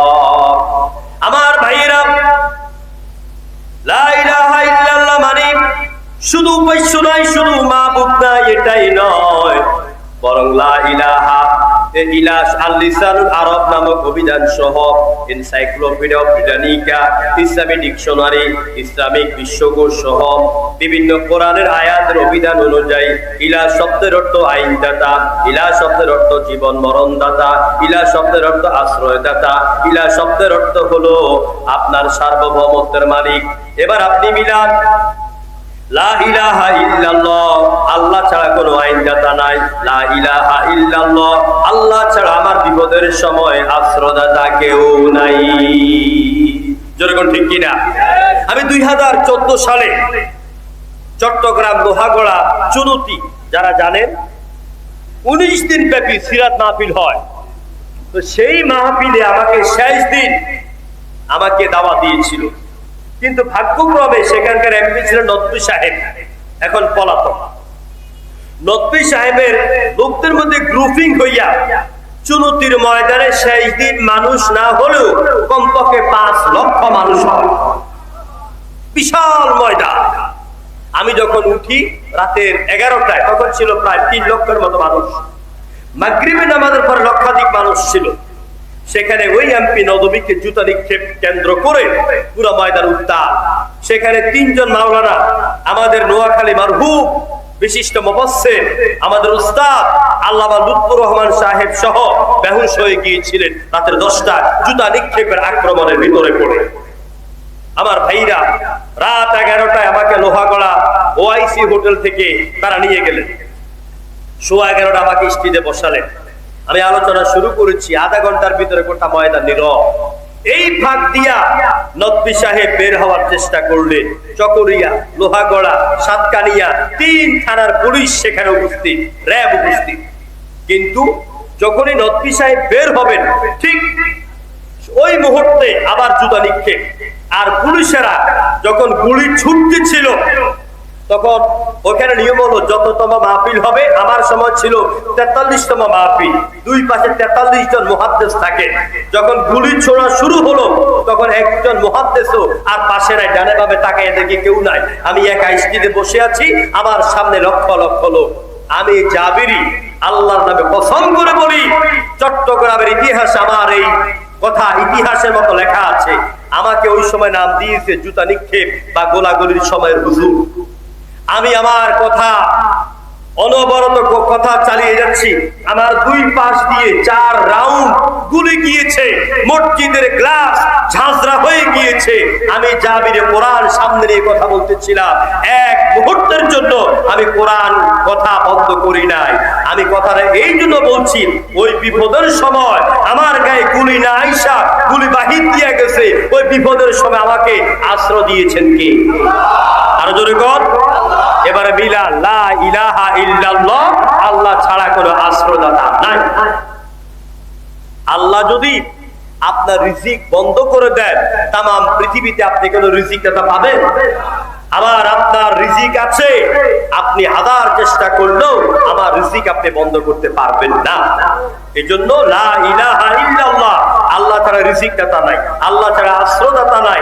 জীবন অনেক সময় বলে যে প্রেসিডেন্টের কাছে জীবন ভিক্ষা চাও। আমি বলি ঈদুল ফিতরের দিন যখন সকালবেলা এক ভিক্ষুক আরেক ভিক্ষুক 2 জনে মিল্লা যখন ফেতরার টাকা তোলে, এক ভিক্ষুক আরেক ভিক্ষুকের কাছে যায় যদি ফেতরার টাকা চায়, তারে ফেতরা দিবে না থাপ্পড় দিবে? তাহলে যেই প্রেসিডেন্টের কাছে আমাকে জীবন ভিক্ষা চাইতে বলো, ও যেমন আল্লাহর দরবারে ভিক্ষুক, আমি আল্লাহর দরবারে ভিক্ষুক।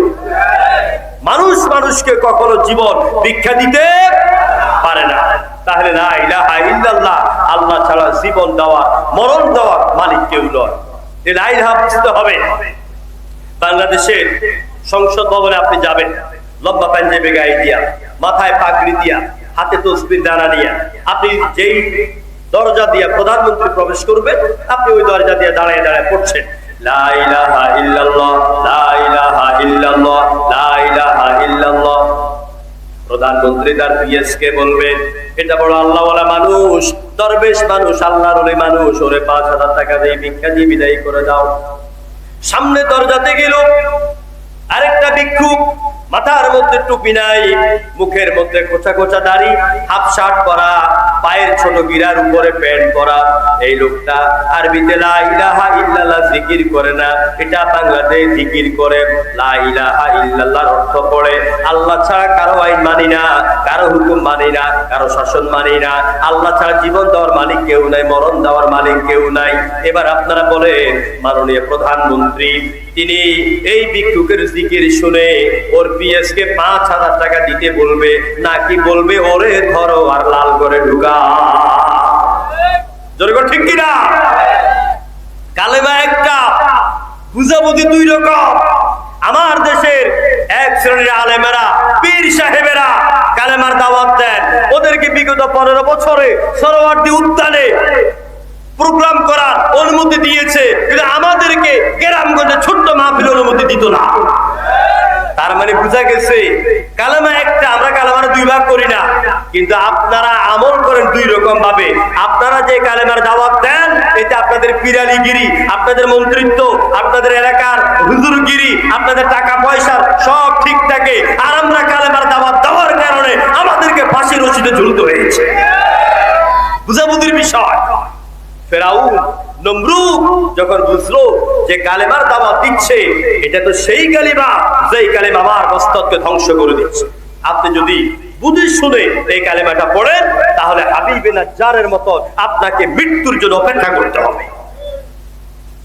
হাবিবে নাজ্জার শহরের উপকণ্ঠ থেকে শুনলেন কিছু লোক দাওয়াত দিচ্ছে লা ইলাহা ইল্লাল্লাহ, আল্লাহ ছাড়া কোনো ইলাহা নাই।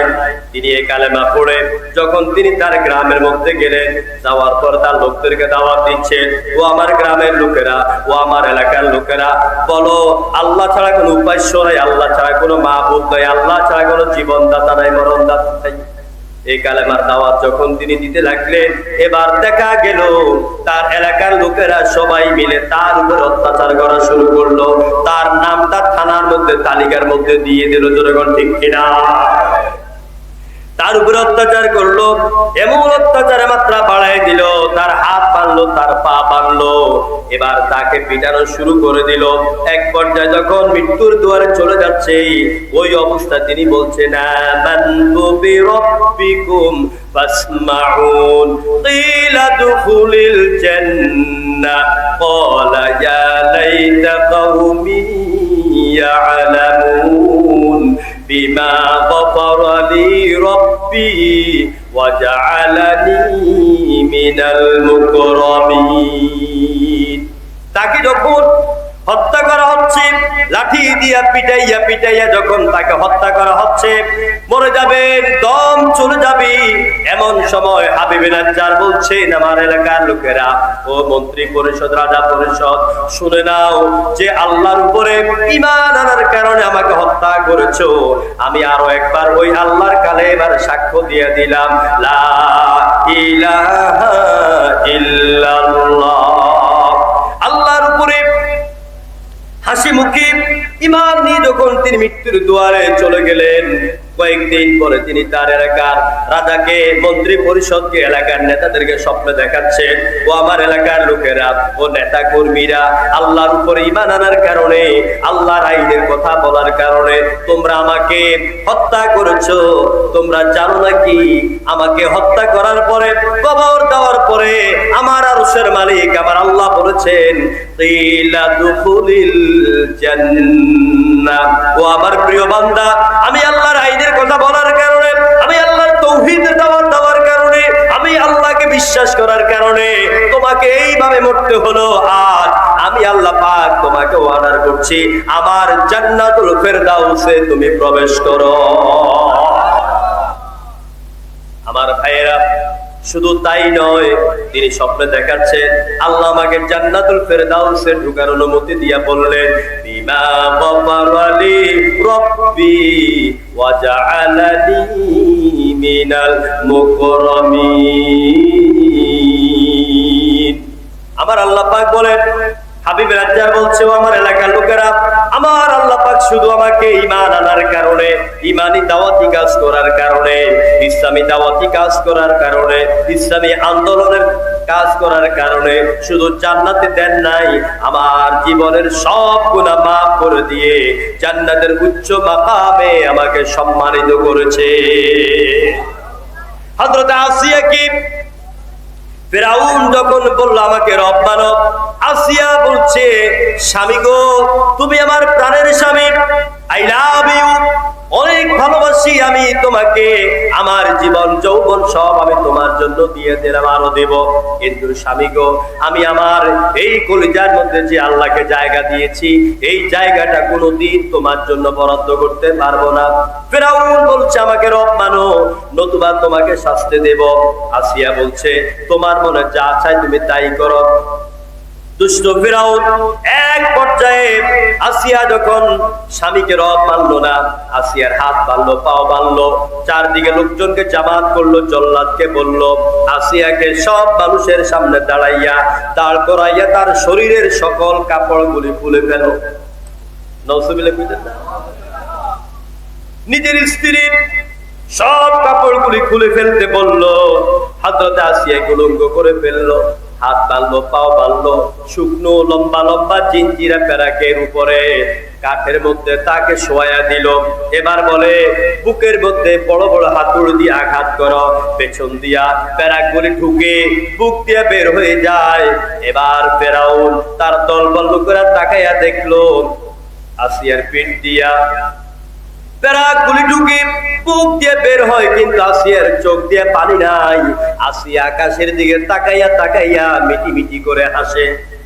আল্লাহ রাব্বুল আলামিন আসিয়ার দিকে তাকিয়ে আছেন, আর আসিয়া বলছে আমার রব, এই জালিম ফেরাউনের কবল থেকে আমাকে মুক্তি দাও, আর তোমার আরশে আজিমে আমার জন্য জান্নাতে একটা ঘর বানাইয়া দাও। সাথে সাথে আল্লাহ পাক বললেন জিব্রাইল আমার আসিয়ার সামনে জান্নাতুল ফেরদাউসকে হাতের তালুতে নিয়ে ধরো। আসিয়া জান্নাতের দিকে তাকাইয়া হাসতে হাসতে আল্লাহর জান্নাতে চলে গেলেন। আল্লাহু আকবার। আমার ভাইরা, এই জন্য আমরা বাংলাদেশের জমিনেও দেখেছি, আপনাদেরকে বুঝাবার জন্য বলি, নাম নেওয়াটা ভালো মনে করি না, তাও নিচ্ছি। সারা দুনিয়াতে একটা আলেমের তালিকা হয়েছিল, সেই সারা দুনিয়ার আলেমদের তালিকার মধ্যে 38 নাম্বার যার নামের তালিকা ছিল তিনি হচ্ছেন আল্লামা মতিউর রহমান নিজামী। মতিউর রহমান নিজামী কি যখন ফাঁসির কাছে নেবে, সর্বশেষ যখন ছেলে দেখা করতে গেল, বাবা ছেলেকে বলে ও আমার আব্বু বলো তো আমি জান্নাতে যেতে চাই, কোন পোশাকটা আমি পরে যাব? ছেলে বলে বাবা তুমি যখন ছোট্ট পায়ের গিরার উপরে উঁচা করে পায়জামা পরো, সাদা পায়জামা, আর যখন সাদা পাঞ্জাবি পরো তোমাকে অনেক সুন্দর লাগে। বাবা আমি চাই এই দবদবে কাপড় পরে তুমি আল্লাহর জান্নাতে চলে যাও। আমার বন্ধুগণ, সুতরাং যারা মুমিন এরা কখনো দুনিয়ার জালিমের জুলুমকে তারা ভয় পায় না। যখন ঠিক কিনা? আমি শুধু শেষ পর্যায়ে আপনাদেরকে বলতে চাই, জমিন কার? সবাই বলেন। আকাশ কার? চন্দ্র কার? সূর্য কার? আমি আপনি কার? সুতরাং যে আল্লাহর হুকুমে খাওয়া দাওয়া করি, যে আল্লাহর দেওয়া আলো বাতাস গ্রহণ করি, যে আল্লাহর দেওয়া নিয়ামত প্রতিনিয়ত ভোগ করি, যে আল্লাহ পাকের রহমের উপর আমরা বেঁচে আছি, ওই আল্লাহ ছাড়া অন্য কারো আইন দিয়া এই সমাজের মধ্যে শান্তি প্রতিষ্ঠা হতে পারে না।